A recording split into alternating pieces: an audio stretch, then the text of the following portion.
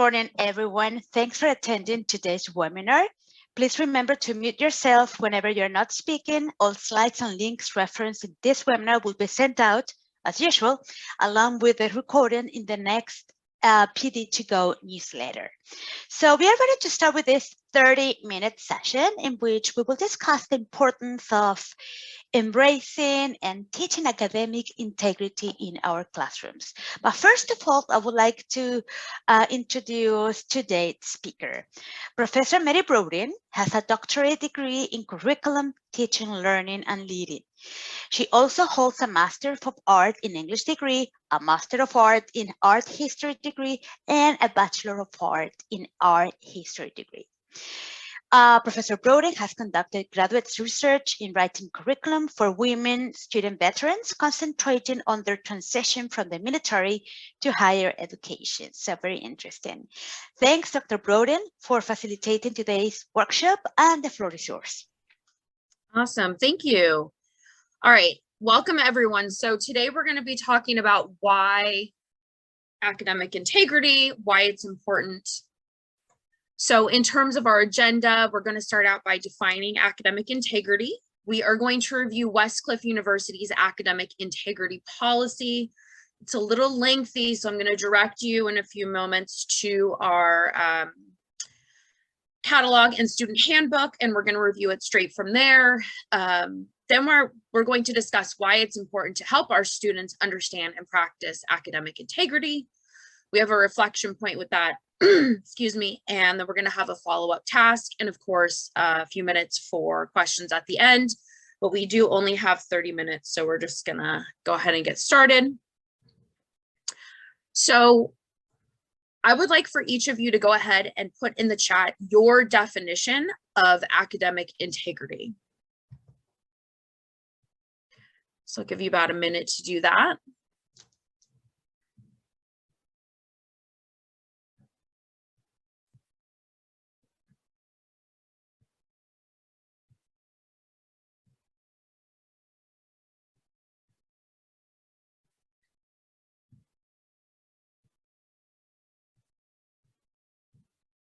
You have honest, that's a good one.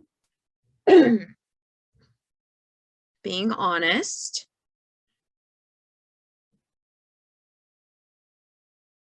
Submitting own original work, transparency, own your paper. These are good. Fair. Original work. Making sure that you acknowledge all sources when using any part of anyone else's work. Responsibility, trustworthy. Constructive. Honesty and fairness. So there's definitely like this trend of honesty, transparency, and being responsible for owning citation of other people's work in your own. Academic integrity is the highest standard of honesty, rigor, and fairness. Means the institution has standards that students are fair and honest with their work. All right, great, thank you. So I wanted to share with you a definition out of the Writing Center from the University of North Carolina at Chapel Hill. I really like this because I feel like it frames it in a positive light versus something that's punitive. So academic integrity is the commitment to and demonstration of honest and moral behavior in an academic setting. This is most relevant at the university level as it relates to providing credit to other people when using their ideas. In the simplest terms, it requires acknowledging and the contributions of other people. Failure to provide such acknowledgement is considered plagiarism. So a lot of your ideas overlapped with this one. Let me just check the chat to make sure I saw all of them. All right, so we're going to go ahead and move on to Westcliff University's academic integrity policy. I will share the link with you in the chat in just a moment, but I just really quickly want to cover, excuse me, my allergies are massively flaring up this morning, so just bear with me. I want to cover with you the different sections of the integrity policy that we're going to review. So we're going to review like the introduction of the academic integrity policy, and this starts on page 246, and I'm also going to share the PDF on my screen so you don't have to like go to it and follow along on your own screen necessarily, or on your own tab. We're going to take a look at definition of cheating, definition of fabrication, plagiarism, which is rather lengthy, which is why it's not all on one slide, and also multiple submissions. But it is important to review all of this so that you are aware of the entire Westcliff University academic integrity policy, so that you can help your students best navigate living up to the standard of academic integrity and avoiding things like multiple submissions, plagiarism, fabrication, and cheating. So let me go ahead and pull this link up really quickly. Okay, so I'm going to go ahead and share it in the chat. And if you were not aware of this document, this is a good document just to have bookmarked in your browser, because it is to the catalog and the student handbook. There's a lot of really important things in there. So when you click on this download student handbook, it just opens up the PDF, and the academic integrity policy is on pages 246 and 247 of the catalog and student handbook. Excuse me. So we're going to review these together. I wouldn't normally like read from the screen in the class, but again, we're reviewing specific policies, so this is important for us to do. So in terms of the academic integrity policy, the university will not tolerate any form of academic misconduct, such as cheating, fabrication, plagiarism, and/or multiple submissions.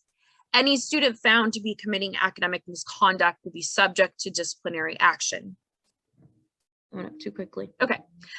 Violations of academic policies, which also fall under the Student Code of Conduct, such as the academic integrity policy, which is what I'm reviewing right now, may result in disciplinary action, suspension, or academic dismissal, and will be permanently recorded on the student's record. So it's important for you to know that as well.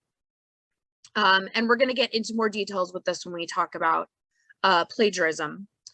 In terms of cheating, cheating includes but is not limited to the use of unauthorized materials, information, or study aids in any academic exercise, the alteration of any answers on a graded document before submitting it for regrading, or the failure to observe the express procedures or instructions of an academic exercise, such as examination instructions regarding alternate seating or conversation during an exam. Fabrication is our second one. So fabrication includes but is not limited to falsification or invention of any information or citation in an academic exercise, including fabrication or falsification of research. So fabrication of research is defined as making up data or results and recording or reporting them. Falsification of research is manipulating research materials, equipment, or processes, or changing or omitting data or results such that the research is not accurately represented in the research record. And now we're going to go to the really long one, and that's because this is going to go into what happens if students plagiarize. So in terms of plagiarism, this is on page 247 in the catalog and student handbook. Plagiarism is the deliberate use of written work or copying of written work of any length without giving full credit to the original author for their contribution with a proper citation. This includes work that has been published in books, in journals and magazines, and on the internet, as well as work that has not yet been published. So now we're going to get into a little bit more of the dirt of plagiarism. So considered highly unethical, plagiarism is a direct violation of university policy fraud and is against US copyright law. It is important to understand that plagiarism is a breach of academic integrity, a principle of intellectual honesty that all members of the academic community should acknowledge their debt to the originators of the ideas, words, and data which form the basis of their own work. Passing off another's work as your own is not only poor scholarship, but also means that you have failed to complete the learning process. Deliberate plagiarism is unethical and can have serious consequences for the student's future career. It also undermines the standards of the institution and of the degrees it issues. If a student is determined by the faculty, program chair, dean of the college, or dean of student affairs to have committed plagiarism at Westcliff University, the student will undergo the following disciplinary action. So this is the policy for plagiarism at Westcliff, which is important to review. You may also want to review this with your students, depending on the class and just your point of view on helping students on how best to help students uphold academic integrity at Westcliff, and of course in any other institution that they attend, or out in their own academic careers.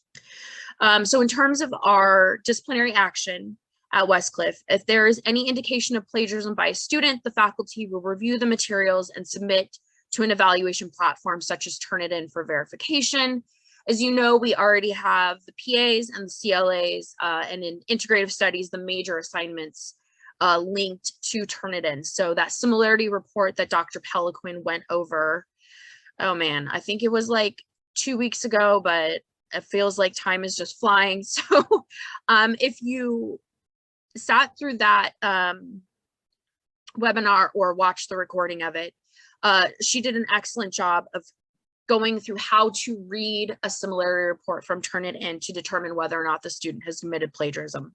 So that would be you enacting the policy to find out if the student, whether or not the student did in fact commit plagiarism. So on to this next point here. If the verification of plagiarism is confirmed, the faculty will allocate a grade of 0 for the student. The faculty member will then meet with the student and review the offense. Faculty may allow the student to redo the assignment. However, they will allocate a grade that the faculty feels is justified, and points may be deducted from the assignment at the faculty's discretion. If the student submits another assignment that is plagiarized, the faculty will forward this information to the dean of the college, and the student information will be sent to the dean of student affairs. The dean of student affairs will then forward this information to the conduct board. So that's why it's so important to submit instances of plagiarism to the Plagiarism Repository, which is in week 8 in each GAP course, which is only visible to the faculty member, not to the student. And this helps us to keep a record of plagiarism that's been committed. And if it happens multiple times in the same class or multiple times over sessions, it gets kicked up the chain of command as it gets more serious. Okay, so moving on to the conduct board. The conduct board will review all the materials, interview the student, and depending on the final decision, the student may be academically suspended or dismissed by the university.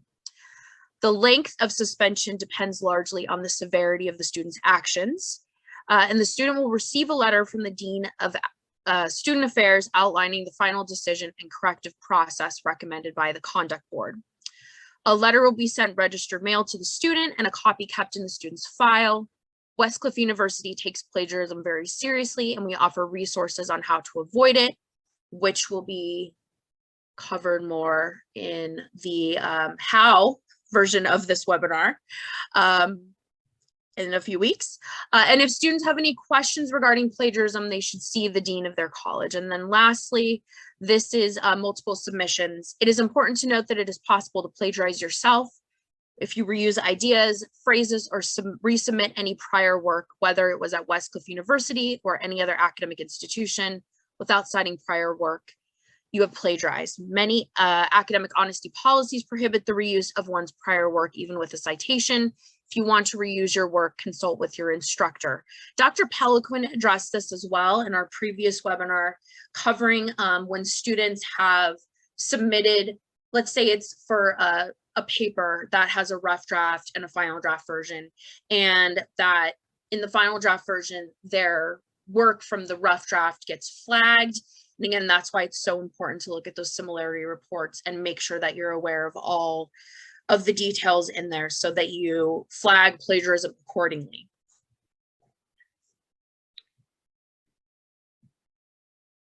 Oh, Professor Sorensen is just offering pro tips. I love it when she does that. Okay.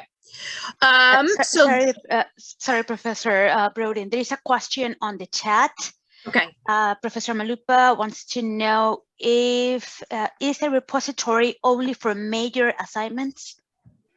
So the the repository for Turnitin is for any assignment that is linked to Turnitin in our GAP courses. And the repository for Turnitin is for, there are like millions of papers in there. It's from schools, I would venture to say all over the world. I don't know, does that answer? Well, and then Professor Lipo put in the chat discussion questions as well. So again, anything in GAP that's linked to Turnitin will go into that repository. All right. Professor Broding, can you just clarify the difference between the Turnitin repository and the GAP repository that Westcliff has set up? Like that Google form that we fill out? Oh, I'm sorry, the plagiarism repository. So the plagiarism repository is for instances of plagiarism only at Westcliff. The repository of papers in Turnitin is for any assignment that has been submitted to Turnitin. Does that clarify?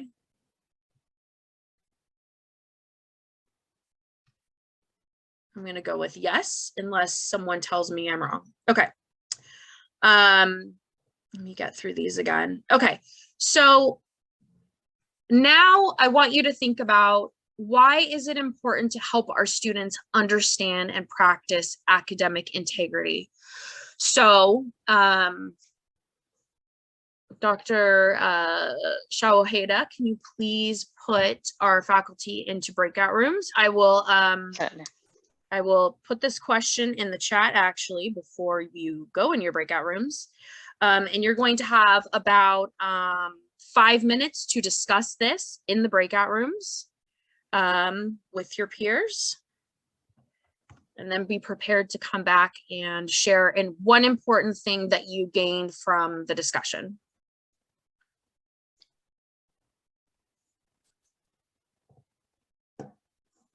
Okay, I'm just opening the rooms.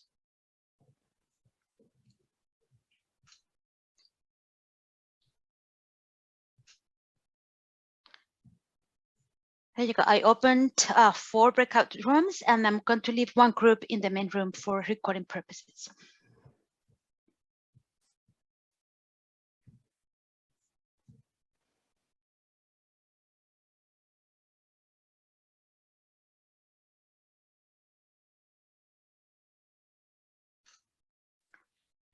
The ones staying in the main room is Professor Lippert, Sorensen, Robinson, Salata, and Professor Brodin, of course, the presenter.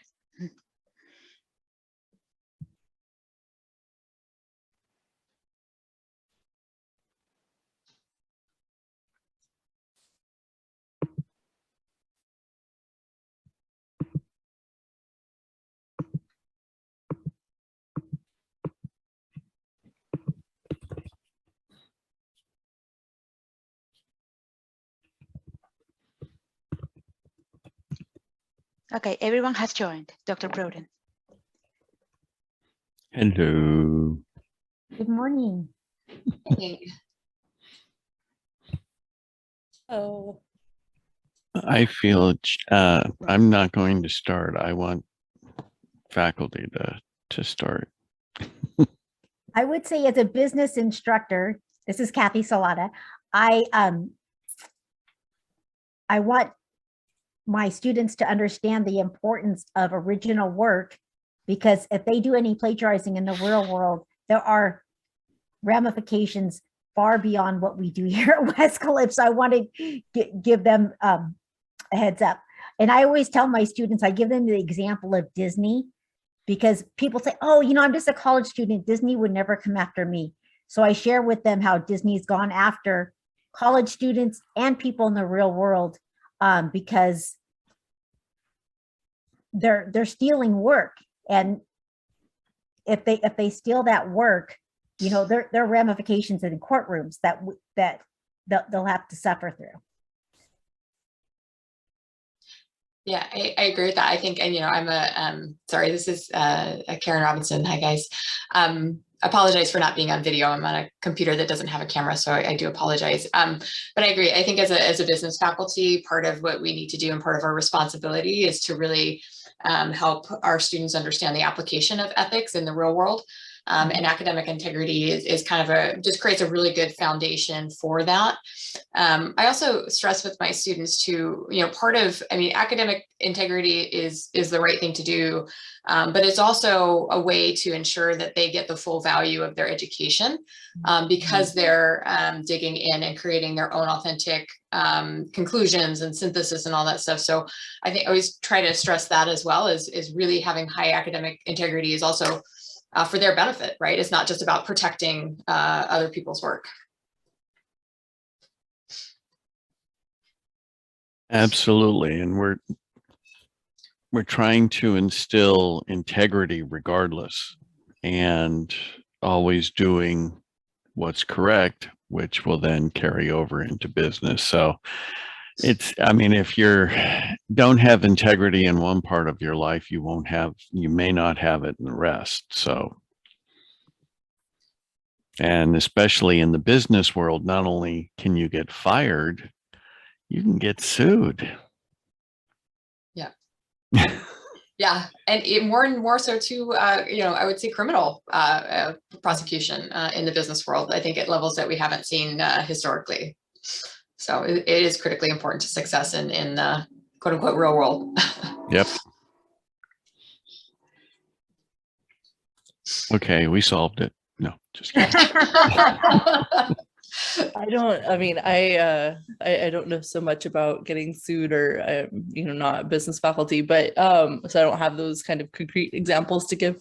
But I always tell my students about being in the age of the internet, you can be found out, and it doesn't matter when you commit the plagiarism, it can be found out because somebody will find it in the Internet of Things. And I generally give the example of all the German politicians that actually had to resign or were fired for plagiarism that occurred 30, 40 years in the past, before the internet, before extensive cross research libraries and things like that, before databases, when standards were slightly different. They're being held to account for the STEAM standards to the standards of today. And it doesn't matter that it wasn't a standard back then. They still lost their very prominent position in a very public manner because it was a witch hunt. And I feel like students need to understand that we're in a society that would do that to them. If the US could ever get itself together intellectually, I think that would be something that we would hold people accountable for publicly on the public stage. So. Agreed.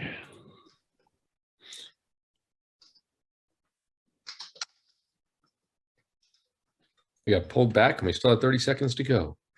That was so nice of Dr. Shawahi to do that to you. Just kidding. So I would like for each of you to just go ahead and put one thing into the chat that you learned or thought was interesting from your quick discussion. And then we're going to go ahead and move on to our follow-up task and leave some time for questions.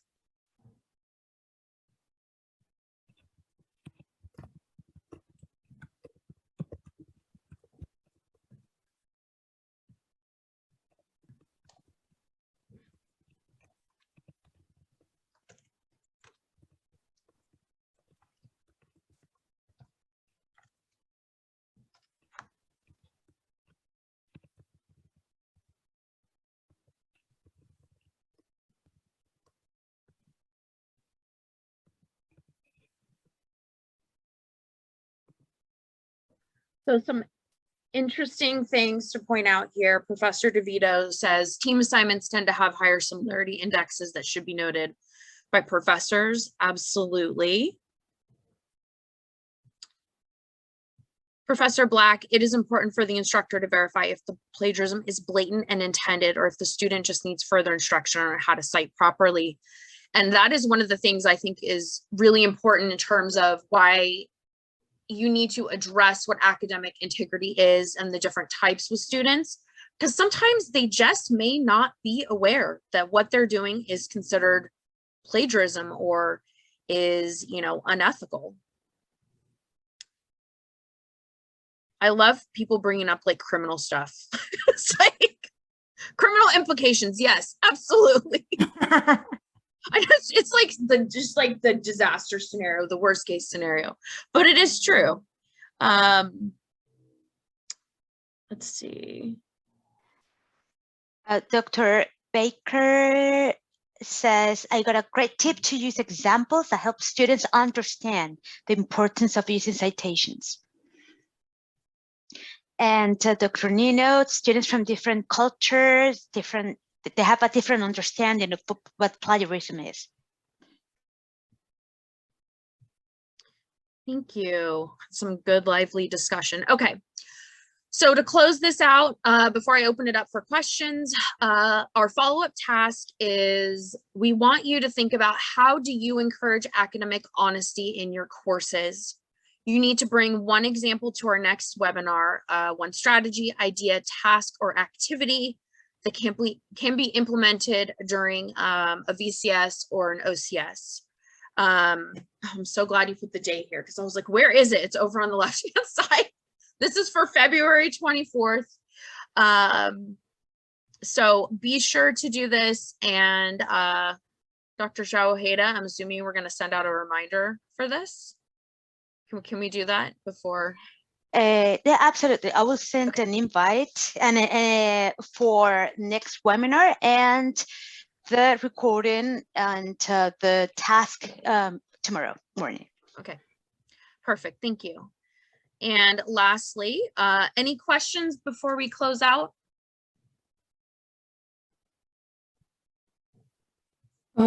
I have actually a question, but before that, an experience to share, if possible. I had Sure. a great team of doctoral students who were all in the IT, and I noticed one thing. Sometimes they do not exactly plagiarize, at least Turnitin does not detect it as plagiarism. But while reading, I absolutely clearly see that the text is paraphrased and probably paraphrased with a machine, not a human being, because some terms which are used as word combinations, you know, each of the part is paraphrased with a synonym, and you understand that a human being will never do so. So evidently, there are computer programs, software, which paraphrases the text so that Turnitin does not recognize it. Can we somehow prove that it is Turnitin? Maybe there is a counter software, or Turnitin needs to be improved to include these cases too. I can answer that, Dr. Broding. Turnitin is actually most of the way finished with developing a tool in the software that's going to catch those.